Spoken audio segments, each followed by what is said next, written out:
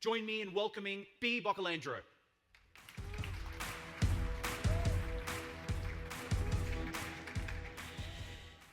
So I'd like to spend the next hour helping you leave with ways to do even more good than you do now, to elevate the success of your credit union. But first, let's do a little wellness check. On a scale of 1 to 10, where 1 is not at all and 10 is extremely, how stressed are you right now? You're just taking note of this. Okay. A little bit about your presenter. So when I was 5 years old, my entire family moved from Caracas, Venezuela, where we were all born, and moved to Boston, Massachusetts. My mom was thrilled to finally live in a latitude that allowed her to do what she had always wanted to do. So she packed her 5 kids, including me, in her Chevy Malibu and drove up to the mountains of New Hampshire, where we all learned to ski. And I fell in love with winter mountain sports. It was there that I decided, when I grow up, I want to be a ski patroller. About 20 years later, I was. I loved this job. It was actually not that hard to get up at 3:30 in the morning and start working in the dark. I performed remarkably well, and it didn't require much willpower on my part. I was in heaven. It was as if I had taken a multivitamin, like laced with opium or something. Now you might be thinking, well, duh, B. You were getting paid to do what you loved, skiing. Of course you love this job. That's not it. Research by Morton Hansen at UC Berkeley finds that doing what you love, what you're passionate about, yeah, it helps a little bit, about 16%.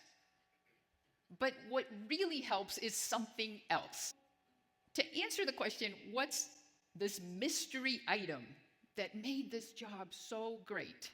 We're going to go to research on ice cream preference and what it says about you. If you don't like ice cream, do not admit that in public. I'm very concerned about you. But just choose whichever flavor you would choose if you liked ice cream. If you like vanilla-based ice cream, go ahead and stand up. Let's see what this says about you.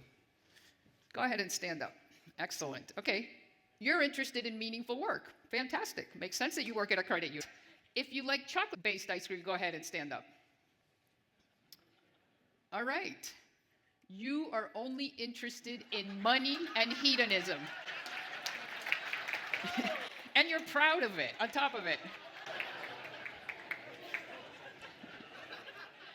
Okay, who would believe such a false, unjust, and limiting myth? Well, we do. Not around preference in ice cream, but around equally arbitrary criteria.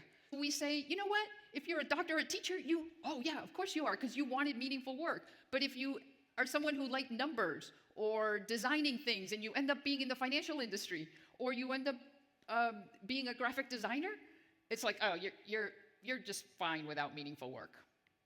Or if your staff members ask for meaningful work, they need it. If they don't ask for it, they don't. That's a little bit like saying that all those undiagnosed anemics out there, and there are millions of them, they don't need iron because they're not asking for it. The other place this shows up is age. So it's like, oh, millennials and Gen Z, they really need to do something that matters at work. And us older folks, oh, we're fine day after day doing meaningless things. Excuse me? Now, there is one group of people where it's true that meaningful work might not do a lot for them. They might not really care that much. So, if you are an extreme sociopath, go ahead and stand up. Nearly all employees need and pine for workplace purpose, and the majority don't have it. Now, your employees at credit unions are more likely to have it than the average workplace. But still, the most likely thing is that at least half your team don't experience purpose in the workplace. And if it's not half, it's going to be a large minority, unless you're working on it actively. The mystery thing, it's purpose. So what Morton Hansen discovered is that the most important thing in the workplace for you to like feel energized, to get into flow, to have high engagement, to not want to hit the snooze when your alarm goes off at 3:30 in the morning. It's not getting paid to ski. It's actually making a difference. It's bringing that person down who has a broken leg. Well, this brings up the question, how can you as employers, as managers, provide purpose to employees? Okay, we're going to do a quick exercise. So you're going to think of some work relation that has done something you appreciate. Maybe they run meetings really well because they come prepared. Or maybe they're always available to volunteer for something. Or maybe it was one of the presenters yesterday that shared something that was really helpful. Someone that gave you something that you value. And you're going to go wherever you need to go. It can be text, it can be the conference app, it can be LinkedIn, and you're going to write just 2 sentences. Just 2 sentences thanking them, recognizing them. Okay? Can you do it in 2 minutes? Yes, I heard 1 yes. Okay, one of you will do it in 2 minutes. Okay, have some fun, take 2 minutes. Now, we're going to go back to that question on a scale of 1 to 10, where 1 is not at all and 10 is extremely. How stressed are you? Excellent. Happy to hear it. Okay, if your stress increased, go ahead and stand up. Your stress increase? Okay. If your stress stayed the same, go ahead and stand up. Okay, if your stress decreased, go ahead and stand up and give someone a high five while you're at it. Basically, about half had the stress stay the same and half the stress decreased. Okay, does that sound about right? What do you think the effectiveness of the 2 most powerful anxiety treatments are, which are SSRIs like Prozac or cognitive behavioral therapy? It's about 50%. Some studies find it's 40%, some studies find it's 65%.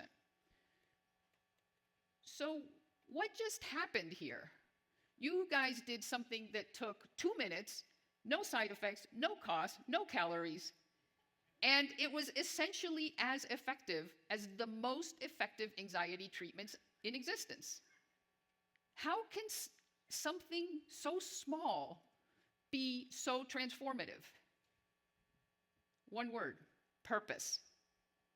You might be surprised to find this word here because we've fabricated this story around purpose. Purpose is for people who can climb mountains or go into the wilderness with a compass and a match or sit on a wooden floor for 2 weeks without eating and without talking. That's who gets access to purpose. The other thing we think is like, no, it's only those people that finally figured out what is their calling and they managed to make it to that career and get paid for what, the inner contours of their soul want. That's what we think purpose is. But research finds something very different.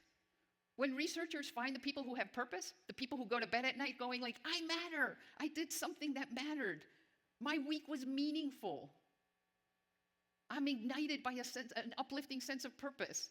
You know who they most often are?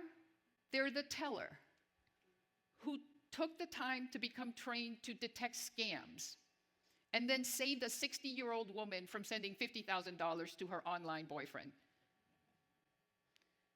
They're the loan officer who decides, you know what? If I have to reject someone for a loan, I'm going to do it in person, and I'm going to be kind about it. And I'm going to help them as much as possible, even though I have to do my job. I have to decline them. When we do these small acts, like the act that you just did, it actually sends us to another place. We transcend our bubble. You know that bubble that we're in? Like, oh my God, who's going to pick up the kids? And I have too many things to do today, and I'm not sure I'm ready for this meeting. And I got 3 emails from a supervisor. I don't even dare go in there to see what I need to do. You know that bubble?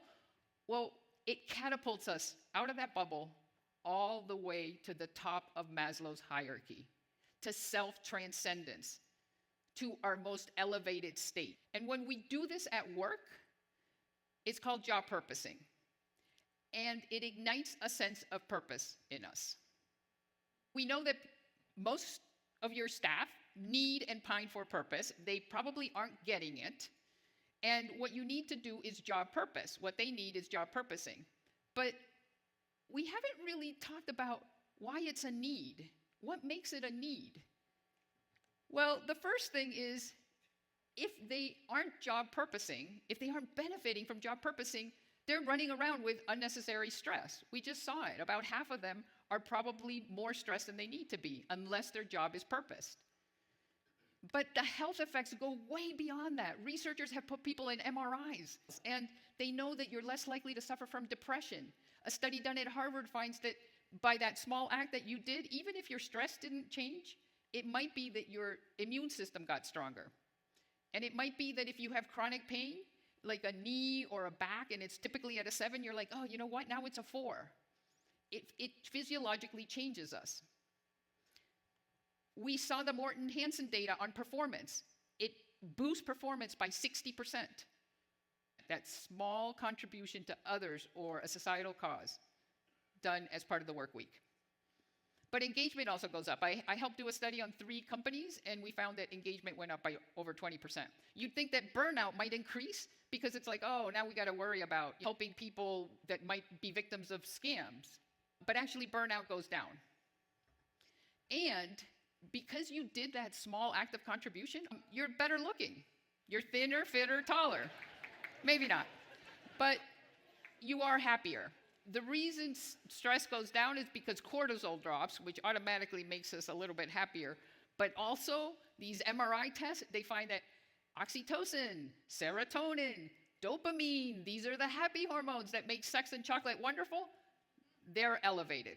I heard, over there. You felt it. Okay, excellent. Researchers are finding not just that job purposing is a need, unless you want, your staff to be unhappy, unproductive, and unhealthy, but that is the number one need that we have as humans in terms of our wellness. If you have to choose between helping employees get exercise or quit smoking or job purpose, the job purposing will do more for them. So you might be thinking, but staff have jobs to perform. They can't be out there doing this job purposing. Be like, when are they going to get their work done? It doesn't take that much. There are research studies backing every single one of those bullets.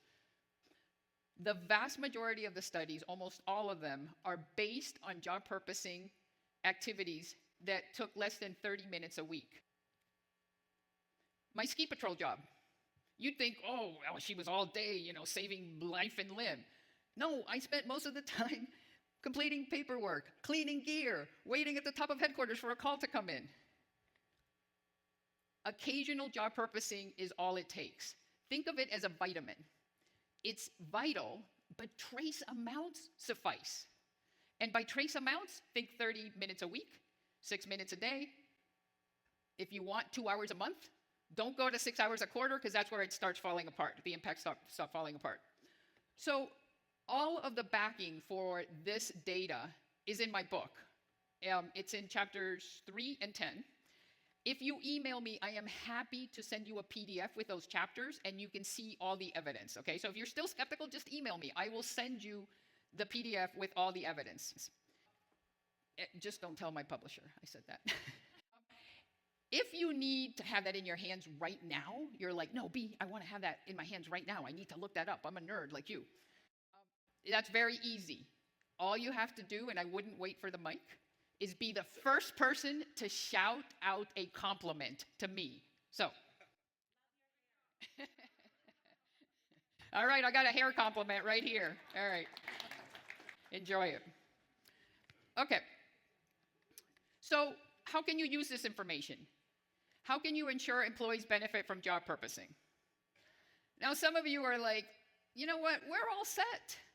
We support underserved communities, educators, veterans. We increase home ownership. We reduce poverty. We don't need this. We're all set. I love what Scott said yesterday. We are the greatest social movement of our time. True. You have a head start. I will give you that, okay? I was introduced as working with Toyota and FedEx and a whole bunch of other companies. You have an advantage over them. I will give you that. But let me tell you a cautionary tale. This is Adam Grant. He's a professor at Wharton, University of Pennsylvania, and he's a 4-time New York Times bestselling author, by the way. And he has superb taste, because he chose my book as one of the 30 best of the year. So obviously he's a genius. So he was working with an organization that was all social purpose. All they were doing was giving scholarships to underserved youth. That's all they did. And he thought, they don't seem to be that jazzed about the social purpose that they're doing every day. What would happen if we bring in one scholarship recipient to talk for 10 minutes to the individuals raising funds? Now, he's a professor, very well done study, so of course it has a control group. The control group, the people who did not receive the 10-minute talk, they raised the same amount pretty much after than before. Those who received the 10-minute talk, would you believe if they doubled the amount of funding that they brought in? So if they were bringing in $1,000 a month, they're all of a sudden bringing in $2,000 a month? Well, don't believe it, because it's even more. It was 2.5x. My point is, you can't count on the social purpose of your organization feeling like that to that teller or to that loan officer. You have an advantage, absolutely, but it's likely not enough. You still need to promote job purposing, unless you want people kind of shuffling around the job, underperforming, being less healthy and less happy than they could be. So let's work on this. So we're going to do a flash exercise. You're going to spend 3 minutes on this. So as a team, you're going to list, the team is your table, list as many job purposing ideas as you can, okay? Einstein once said, if at first the idea is not absurd, there is no hope for it. Keep this in mind. Remember Mike yesterday, okay? Apply what if. So wild, infeasible ideas are encouraged. Okay, you're going to take 3 minutes. Okay, the table that has the most job purposing ideas is going to win a yacht. I don't know if you guys saw it. Did you see it out there? Yeah. Oh, we might be out of yachts. Sorry, I was just informed we might be out of yachts. But if we're out of yachts, then comparable prize. Okay? So take 3 minutes, have some fun, go wild. The wilder the ideas, the better. Good luck.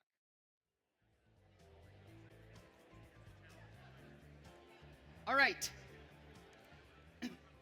If your table has more than 5 ideas, go ahead and stand up.